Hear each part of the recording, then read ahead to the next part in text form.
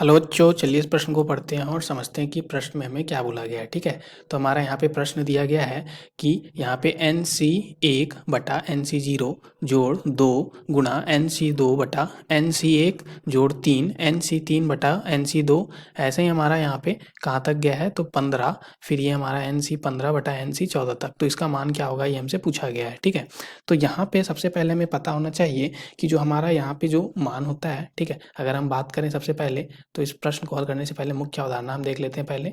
तो यहाँ पे हम बात करते हैं मुख्य अवधारणा की।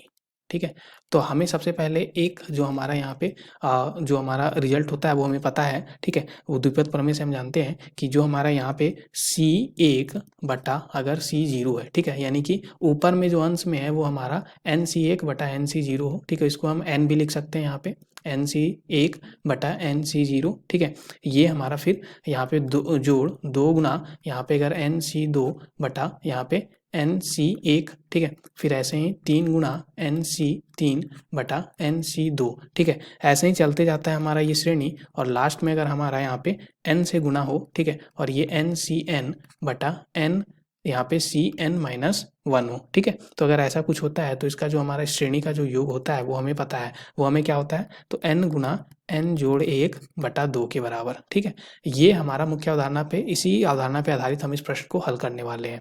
तो यहाँ से हम देख सकते हैं जो श्रेणी दिया गया है, ठीक है, वो हमारा कुछ ऐसा दिया गया है। हम यहाँ पे श्रेणी को देखें तो ये हमारा n के जगह पे अगर हम देखें तो अंतिम जो पद है वो 15 है। ठीक है, तो यहाँ पे 15 दिया गया है अंतिम पद। तो हमें ऐसा कुछ दिया गया है यहाँ पे, अगर हम देखें तो ये दिया गया है C1 NC1 बटा NC0 जोड़ 2 गुना यहाँ पे फिर क्या है हमारा तो NC2 बटा यहाँ पे NC1, फिर ऐसे ही 3 गुना फिर ये हमारा क्या है NC3 बटा NC2।